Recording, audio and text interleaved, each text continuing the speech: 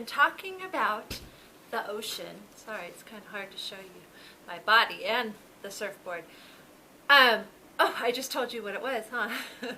I thought that since we've been talking about oceans and all the critters and whatnot that are in the ocean, I thought I could show you something fun to do when you're at the beach and there's waves and you happen to have a, what is this, guys? It's a surfboard. I went to Ozzy's house and I borrowed this from Ozzy. He wanted me to share it with you guys. So here it is. So here's the surfboard. This is called a foam top surfboard. So it's a little softer than normal surfboards. And a surfboard, hey, guess what? A surfboard can float on top of the water. It has buoyancy, and so it's able to stay afloat. It's able to stay on top of the water, even when someone is standing on it, surfing on a wave. So let's check it out. So you have the top of the surfboard, and then on the back, it's nice and smooth. And it has fins on it. And these fins are like wheels on a car. They help you turn on a wave. So if you put pressure on one, like on this side here, this fin will go deeper into the water so you're able to turn, able to cut across the wave. Pretty cool, huh? And then when you're in the ocean, it's really important to use a leash. It's like a dog leash, but it's for your foot. So you hook it onto the back of the board. We have this little leash pocket right here. So you hook it onto the board. And it has Velcro, and that's how it sticks onto the board. Pretty cool, huh? So it's nice and tight. It won't come off. You don't want to lose your leash because then you'll lose your surfboard. That wouldn't be good, huh? And then on this part, where do you think this goes? Go on my hand? No. It goes on to your foot, onto your ankle. You hook it on there like that. And then it's connected to your body so you don't lose your surfboard. Pretty cool, huh? I'm going to take it off now because it's kind of hard to walk with it. So I wanted to tell you guys the sequence, the process, the steps of how you surf, and then we can try it. What do you think? Sound fun? Okay, so the first thing you're going to do when you are at the beach and your parents say it's okay to surf, you are going to, number one, get a surfboard. Okay, we have our surfboard, right? And then you're going to go out into the ocean with your surfboard. And what you do is you walk out into the water, and then you jump on your surfboard like this, and you can paddle out. And the way you paddle is you're laying on your surfboard, pretend I'm laying down, and you swim like this. Paddle, paddle, paddle. All the way out to where the waves are. Sometimes it's a short paddle, sometimes it's a really long paddle. And your arms get tired. And then, when you're out in the ocean, your surfboard will be on the water. You guys see it? It'll be floating on the water, and you'll be floating on top of it. Sorry guys, I'm not very good with the camera. So you'll be floating on the surfboard, just like that. So you'll be laying down on your surfboard, and you'll be paddling, paddle, paddle, paddle. And then, when it's time, you'll get up, and you'll jump onto your surfboard. I don't want to jump onto this surfboard because it will break the fins because they will get smushed into the water. So my idea was we can practice on the floor together. What do you think? So everyone, pretend you paddle out. Paddle, paddle, paddle, paddle, paddle, paddle. Okay, and then we're going to lay down on the ground. Okay, so you paddle out. Everyone paddle. And then, all of a sudden, you feel your surfboard on the water, and you're going to jump up, and you're going to stand sideways on the board. Woo! And then you're going to surf. Let's go surfing now. Everybody's learning how. Come on, sorry with me. Okay, should we try it one more time? Okay, let's check it out. So lay down on your surfboard. Okay, you're going to paddle. Paddle, paddle, paddle. And then ready, 1, 2, 3, up. And then you're surfing. What do you think? I haven't done that in a long time. You use a lot of different muscles while you're surfing. So there's a couple steps on how to, oh, you can't see me, on how to surf. First step is you need a surfboard and the ocean. And then what's the first thing you do? You get out and you paddle your arms. And then on the count of 3, 1, 2, 3, pop up, jump up sideways on your board, and you get to surf down the line. Pretty fun, huh? It's a lot easier to show in person, but I think you guys got the gist of it.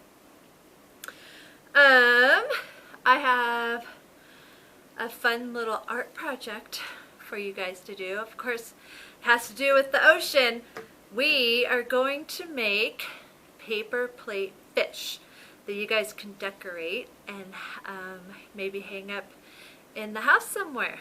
So let's see what we need. Okay, come on. Okay. Oh, there's our surfboard. What color is our surfboard? Yep, it's red. Okay, so for this project, you will need a paper plate, some tape, and a pair of scissors. So first thing you're going to do is you're going to use your scissors and you're going to cut a triangle out of your paper plate. Maybe Mom and Dad can draw the line and you can cut on the line. Okay.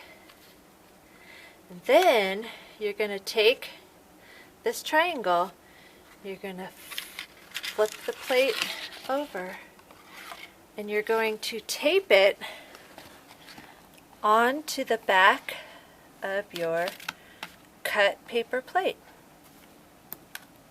Okay, so when you turn it over, it's going to look like that. And then the fun part is you can get some crayons and markers and you can make a fish. You can decorate however you want. I just put an eyeball and then some scales on the plate. Pretty cool, huh? So let's see how many steps we have to make a paper plate fish. So first step is you're going to have a paper plate. You're going to take your scissors and you're going to cut a triangle. Then you're going to flip your plate over and you're going to tape your tail to the back of the plate. Just like that. Tape it on and then flip it back over and decorate your fish. What do you think? Can you guys do that? I would love to see some of your paper plate fish. Maybe your parents can take a picture and send it to us. I would love to see that. Okay, we have a quick story. It's called Big Al It's about a fish. So let's check it out. Big Al. Well, he is big compared to the other little fishies, huh? Let's see. Look at all those fish. Big Al by Andrew Clements.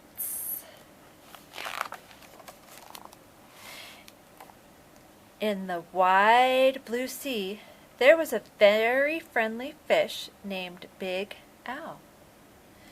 You could not find a nicer fish. But Big Al was also very, very scary. You think he looks scary?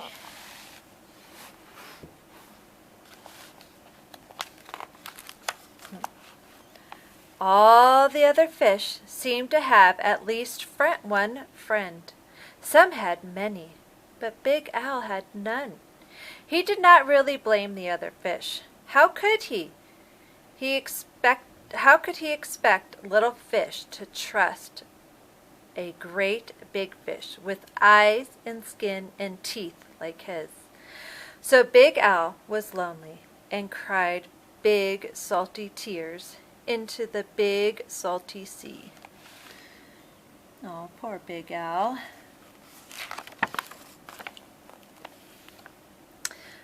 But Big Al really wanted friends, so he worked at it. First, he tried wrapping himself up with seaweed. He thought it was a great disguise, but no one else did. Who wants to stop and talk to a floating plant that has big, sharp teeth?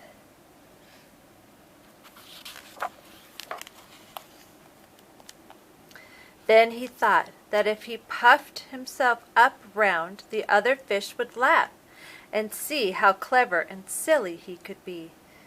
All they saw was how big he could be, and they steered clear.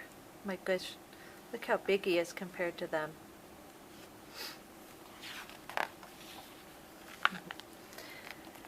Very early one morning, Big Al went down to the bottom and flopped and wiggled himself into the sand until he was almost covered up. He looked much smaller. When the other fish came near, Big Al talked and joked with them and had a delightful time. But then one scratchy little grain of sand got stuck in his gills, and he, achoo! Sneezed. When the clouds of sand cleared away, all the other fish were gone. There he is hiding.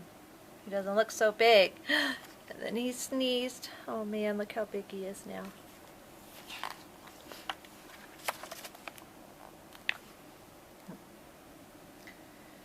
Big Al even changed his color one day so he could look like he belonged to a school of tiny fish passing by. He bubbled along with them for a while, laughing and feeling like he was just one of the crowd. But he was so big and clumsy that when all the tiny fish darted to the left and then quickly back to the right, Big Al just plowed straight ahead. He went bumping and thumping right into the little fish. Before he could even say, "Excuse me," they were gone, and he was all alone, sadder than ever. Aww.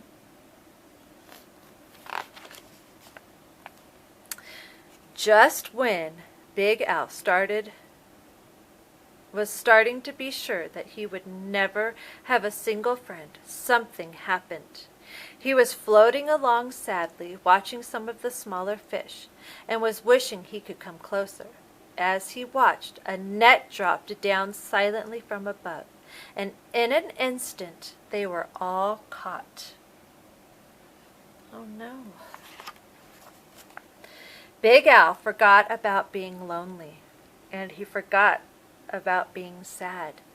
His eyes bulged out bigger and rounder than ever, and with a mighty flip of his tail, he opened up his mouth and charged straight at the net. The net was strong, but Big Al was stronger. He ripped right through it, and all the little fish rushed out through the hole. But when Big Al tried to turn around and got out of the hole, he got tangled up in the net and he was stuck. The net went higher and higher towards the bright surface of the sea, and the little fish watched as Big Al disappeared above them. When the little fish were able to speak again, all they talked about was the huge, wonderful fish that had saved them. How great to be free! But what a shame that that big fella had been captured. Just then, there was a tremendous crashing and splashing above them, and the smaller fish dashed away. Was it the net again? Not at all. It was Big Al. Those fishermen took one look at him and threw him right back in the ocean. Oh, he looks so happy.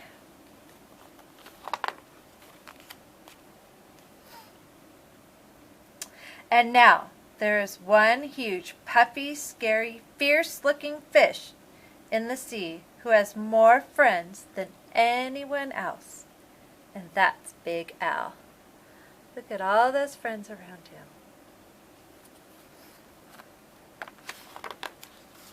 The end.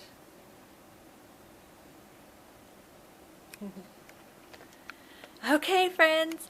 It is time to look to your parents to see what your next activity is going to be, and I will be back in a little bit for Afternoon Circle. Okay, bye.